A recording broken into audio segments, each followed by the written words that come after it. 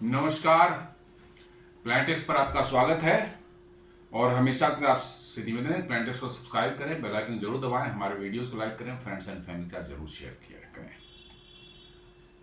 एक न्यूज अभी कल ही आई है, इंडियन इकोनॉमिक्स टाइम्स में जो है ये कहता है news, India blocks China linked satellite to bolster security.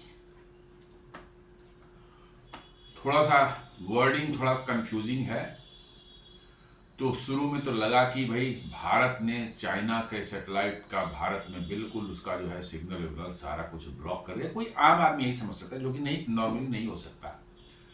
लेकिन आम आदमी कोई समझ सकता है इसको कि एज इफ कि चाइना की सैटेलाइट्स जो हैं स्पेस में, उनका सिग्नल जो भारत में आ रहा है, उन सिग्नल्स को भारत ने ब्लॉक कर दिया है।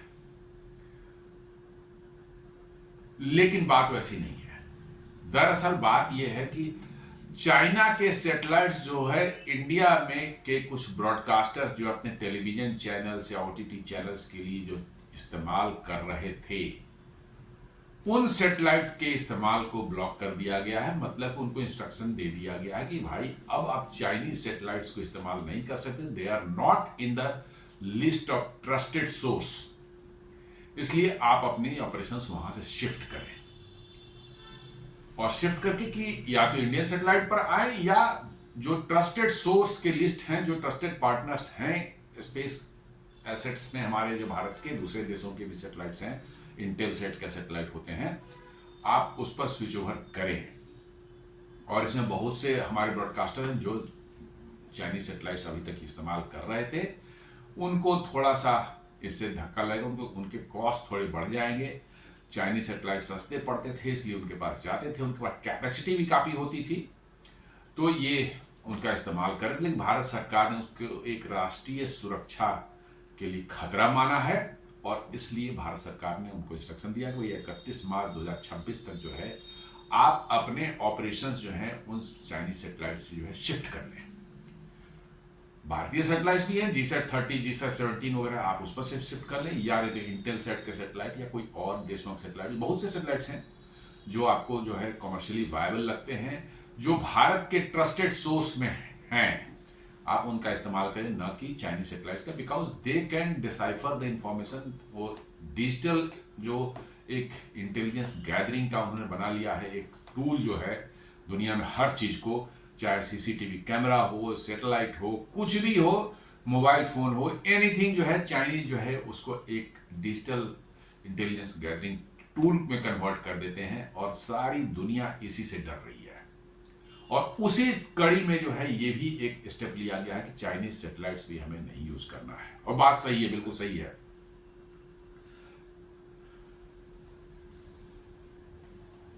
तो एक गवर्नमेंट ने ऑर्डर दिया है, निकाला है कि चाइनीज सैटेलाइट्स को जो है, एंटिटीज को जो है भारत में ब्रॉडकास्टिंग एंड कम्युनिकेशन सेक्टर में यूज करने की इजाजत नहीं होगी किसी भी एंटिटी को। भारत की एक संस्था है IN space, Indian national space promotion and authorisation centre. ये गवर्नमेंट एजेंसी है जो कि इन सब चीजों को देखती है, कौन क्या यूज कर रहा है कि कौन सा सैटेलाइट यूज कर रहा है, क्या उनका ऑथराइज्ड है नहीं है, ये एक एजेंसी है। और दूसरी agency ministry of information and broadcasting, MIB। इन्होंने दोनों डिसाइड किया कि सैटेलाइट कैपेसिटी जो है, जो भारत के ब्रॉडकास्टर जो इस्तेमाल कर रहे हैं अभी, एशिया सेट AS5 और AS7। एशिया सेट जो है, जो सैटेलाइट का ग्रुप ऑफ कंपनी, वो अपने सैटेलाइट जो लॉन्च करती है उसका नाम उन्होंने दिया एशिया सेट 5, और एशिया सेट 7 सैटेलाइट्स का इस्तेमाल हमारे भारत की कुछ कंपनियां, ब्रॉडकास्टिंग कंपनियां करती थी। और इन दोनों सैटेलाइट्स जो हैं इसमें चाइनीज गवर्नमेंट का ऑनरशिप जो है, जी हाँ, चाइनीज गवर्नमेंट का ऑनरशिप है इन दोनों सैटेलाइट्स की, जो कंपनी चलाती है उसमें जो है। इसलिए भारत सरकार ने कहा कि अब ये दोनों जो है सैटेलाइट्स जो है, या चाइनीज का सैटेलाइट्स जो है, भारत में और इनकी यूज की ऑथराइजेशन जो है किसी भी कंपनी को नहीं रहेगी। आपको शिफ्ट करना ही होगा, आप शिफ्ट करें, और नहीं शिफ्ट करना चाहते हैं तो you shut down your operation, नहीं चलेगा ये। और ये कहा गया कब, इनको कहा गया कि 31 मार्च 2026 तक आप शिफ्ट हो जाएं। ये भारत के जो है strategic communication system and broadcasting infrastructure को सेफगार्ड करने के लिए एक स्टेप उठाया गया है, और साथ साथ जो space sovereignty for from potential security vulnerabilities जो हैं उसको इंश्योर करने के लिए कि भैया स्पेस में जो है सेगमेंट में हमारी अपनी ओन सॉवरेनिटी हो, और साथ साथ जो है ऐसा ना हो कि जब हमें इसकी ज़रूरत पड़े उस समय इसको जो है हमारे एडवर्सरी जो है डिस्टर्ब करके चाहे ब्लॉक करके जो है हमारा जो है हमारी चीज़ें जो है हमारा सिस्टम खराब करते हैं। और साथ साथ जो है इससे इंटेलिजेंस गैदरिंग एक अलग मैटर बन जाता है। और ये सब जो वल्नरेबिलिटी और पोटेंशियल सिक्योरिटी वल्नरेबिलिटी ये फॉरेन सैटेलाइट के साथ में और खासकर चाइनीज सैटेलाइट के साथ में बिल्कुल पूरी तरह से ये बात सही उतरती है। रेगुलेटरी एक्शन ने कहा है कि भाई कोई भी प्रपोजल जो भी प्रपोजल इन स्पेस ने जो है रिजेक्ट किया है या रिवोक किया है, AsiaSat, Apstar and ChinaSat all link to Chinese entities. जी हाँ, ये 3 कंपनियां हैं जो कि एशिया सैट, एप स्टार और चाइना सैट, ये 3 अलग अलग कंपनियां हैं जो कि सैटेलाइट्स को लीज पर दूसरे कंट्रीज के या दूसरे कंपनीज को देती हैं। इन चारों सबों को बैन किया गया है। ये हमारे इंडियन ब्रॉडकास्टर और टेलीपोर्ट ऑपरेटर्स को जो है ये सर्विसेज दे रहे थे। 31 जैसा मैंने बताया 31 मार्च 2026 को डेडलाइन है इसका करना है। इन स्पेस जो है ये एक ऑथराइजिंग बॉडी है जो कि सैटेलाइट सर्विसेज मतलब कि भारत में होती है उसकी पॉलिसी में under India national space policy 2023 के तहत ये और इसको ऑथराइज किया गया है कि भाई आप इन सब चीज़ों को मॉनिटर करें कि कौन क्या इस्तेमाल कर रहा है और देश की सुरक्षा के लिए सही है नहीं है, और सैटेलाइट उसको आप मॉनिटर करेंगे और based on your recommendation government जो है डिसाइड करेगी। और एक है ministry of information and broadcasting जो है वो जो है सैटेलाइट के अपलिंकिंग एंड डाउन लिंकिंग जो है ब्रॉडकास्ट सर्विसेज का है उसको रेगुलेट करती है। जी हाँ, सैटेलाइट से कम्युनिकेशन आपको अपलिंक और डाउनलिंक जो है करनी पर डेटा भेजना और डेटा वहाँ से रिसीव करने के लिए आपको सैटेलाइट टर्मिनल्स वगैरह लगाने पड़ते हैं। उनके जो है अपलिंकिंग एंड डाउनलिंकिंग के एक्टिविटीज़ को जो है MIB जो है मिनिस्ट्री ऑफ इंफॉर्मेशन और ब्रॉडकास्टिंग सर्विसेज जो वो रेगुलेट करती है। और इसमें जो है मुख्यतः 2 सैटेलाइट जो एशिया सेट 5 और एशिया सेट 7 जिसको AS5 AS7 भी कहा जाता है ये इफेक्ट हो रहे हैं क्योंकि ज़्यादातर इन्हीं दोनों सैटेलाइट की सर्विसेज हमारे ब्रॉडकास्टिंग सर्विस कंपनी जो है वो ले रही थी। और जो कंपनी जो भारत में ले रही थी जो अफेक्टेड होंगी ये है जी एंटरटेनमेंट इंटरप्राइजेस, जियो स्टार और कुछ अदर टेलीपोर्ट ऑपरेटर्स जो है ये मेनली 2 हैं मुख्य, और भी इसके साथ साथ हैं छोटी छोटी जो है, लेकिन ये जी और जियो स्टार जो है ये 2 मुख्य हमारे भारतीय कंपनियां जो इसका इस्तेमाल कर रही थी। अब इनको शिफ्ट होना पड़ेगा। अब इसका इम्पैक्ट इमीडिएट इम्पैक्ट जो है कह सकते हैं कि जी इंटरटेनमेंट और जियो स्टार जो है खुद ऑलरेडी जो है इन्होंने जो है माइग्रेशन का प्रोसेस शुरू कर दिया है और डेटा लिंकिंग जो है अदर सैटेलाइट से करने की प्रक्रिया उन्होंने चालू की है, अपने व्यवस्थाएं शुरू कर दिया है। इसका मतलब है सरकार ने जो आदेश दिए हैं उनका इमीडिएटली जो है इन्होंने उस पर काम शुरू कर दिया है। ब्रॉडकास्टर को कहा गया है कि या तो आप इंडियन सैटेलाइट्स जो हैं GSAT 30 और GSAT 17 जिसमें काफी कैपेसिटी है आप उस पर मूव कर सकते हैं। अभी आपने देखा होगा कुछ दिन पहले एक GSAT जो है लॉन्च हुआ था भारत के तरफ से, इसरो ने लॉन्च किया था।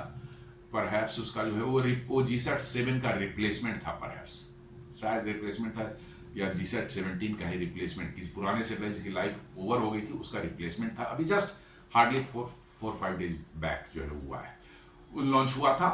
जो इनफ कैपेसिटी भारतीय सैटेलाइट्स के पास में अभी हैं।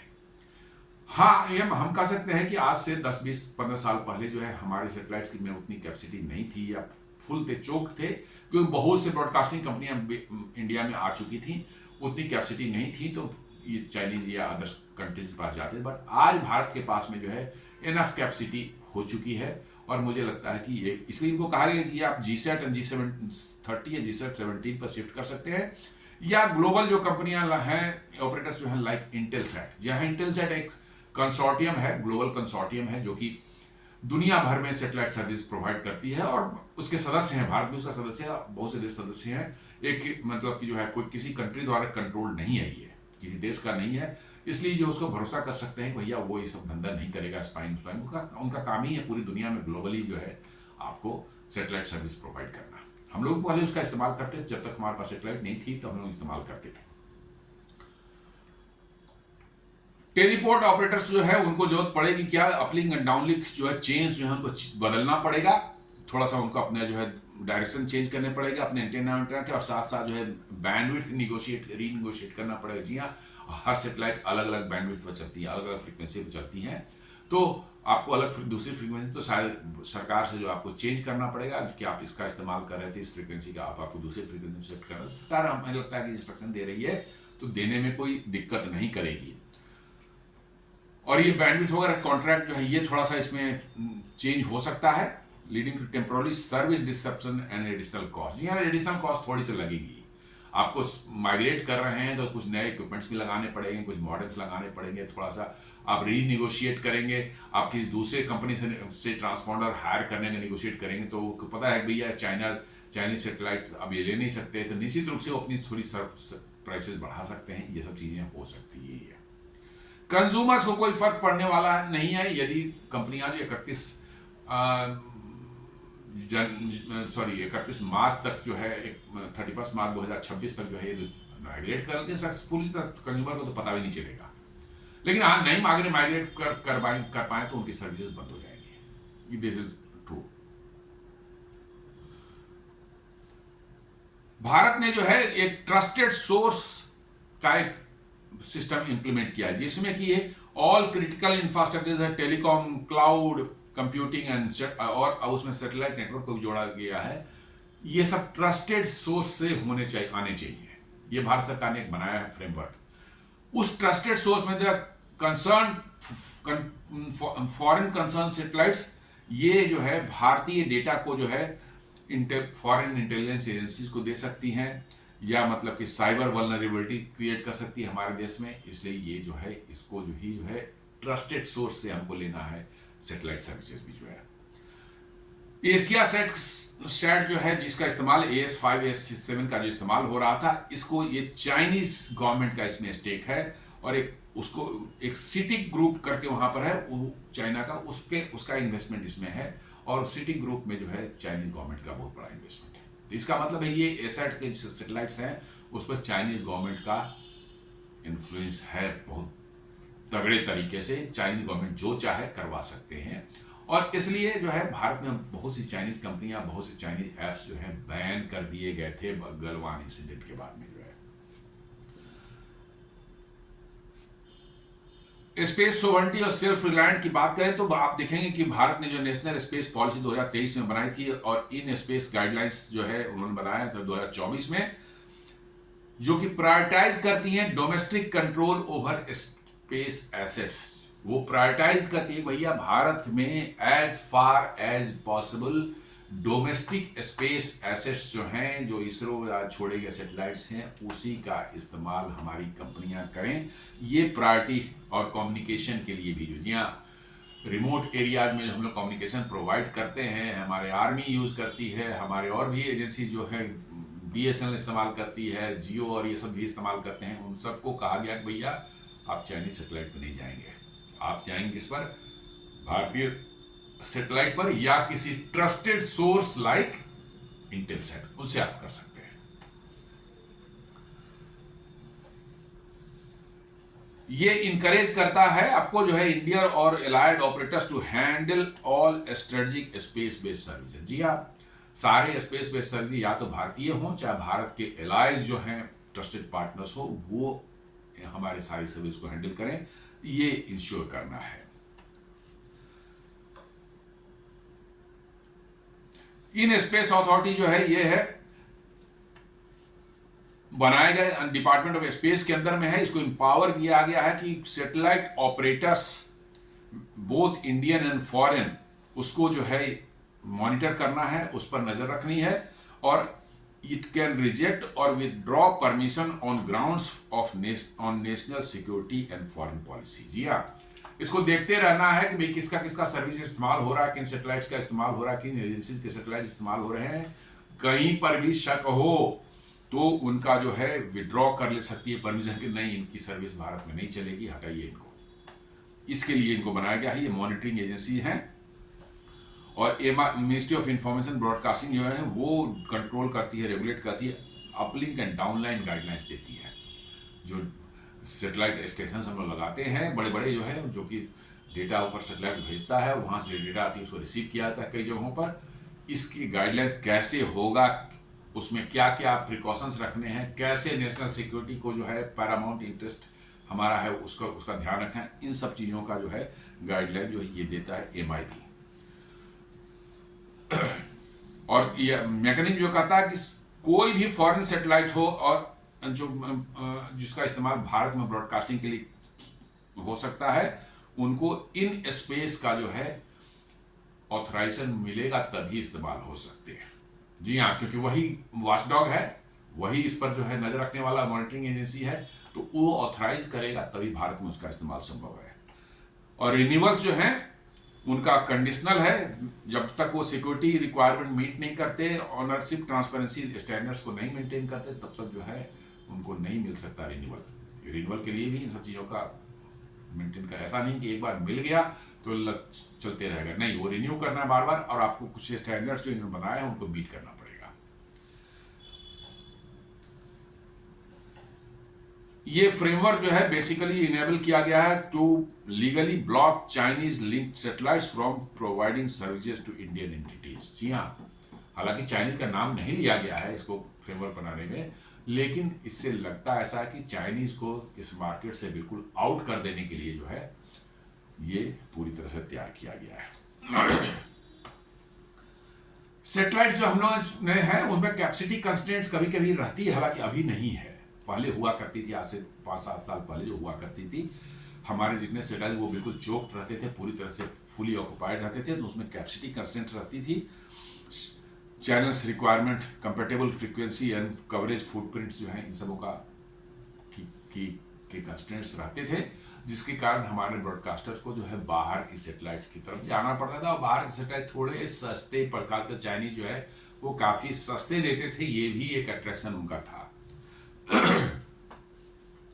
टेलीपोर्ट रिकॉन्फ़िगरेशन को करना पड़ेगा, जिसमें एंटेनाज को, अपलिंक एंटेना और डाउनलिंक एंटेनाज को है एडजस्ट करना पड़ेगा, उनका रीपॉइंट करना पड़ेगा, और RF मैंने सिस्टम को जो है उसको दोबारा से मतलब कि आपको रिकॉन्फ़िगर करना पड़ेगा, न्यू मॉडेम्स और एनकोडर्स जो है आपको इंस्टॉल करने पड़ेंगे depending on the as per the requirement of new satellite. तो थोड़े इन्वेस्टमेंट होंगे, बहुत ज़्यादा नहीं हो बट थोड़े होंगे। कॉस्ट इम्पैक्ट थोड़ा सा तो होगा इनमें, migration to one point time hardware and contractual clause plus potential higher lease charges of new satellites थोड़ा सा बढ़ेगा, क्योंकि जैसे ही किसी को पता चलता है कि आप पुराने वाले जो सस्ता देता था उसको नहीं ले सकते आप, तो अपना हम कॉस्ट थोड़ा सा जैकअप कर देते हैं, ये है सर। ऑपरेशनल रिस्क जो है, यदि प्रॉपरली आपने माइग्रेट किया सही ढंग से, टेक्निकली जो टेक्निकल रिक्वायरमेंट्स की नहीं खाया, तो हो सकता है कि आपको जो थोड़ा सा माइग्रेट करते समय थोड़ी दिक्कत हो सकती है। और स्पेक्ट्रम का भी जो प्रेशर कर रहा है कि इंडस्ट्री है sought government assurance that satellite frequency bands will remain protected with 5G spectrum expansion. जी, अब 5G स्पेक्ट्रम में अब धीरे धीरे इसकी रिक्वायरमेंट बढ़ती जा रही है, तो हम लोग उस बैंड की भी फ्रीक्वेंसी इस्तेमाल करने जा रहे हैं जो बिल्कुल सैटेलाइट के लिए रिजर्व पहले हुआ करते थे। जी हाँ, कई एक जो है ऐसे बैंड जो है जो सैटेलाइट के लिए रिजर्व हुआ करते थे उसको विड्रॉ करके कर दिया गया है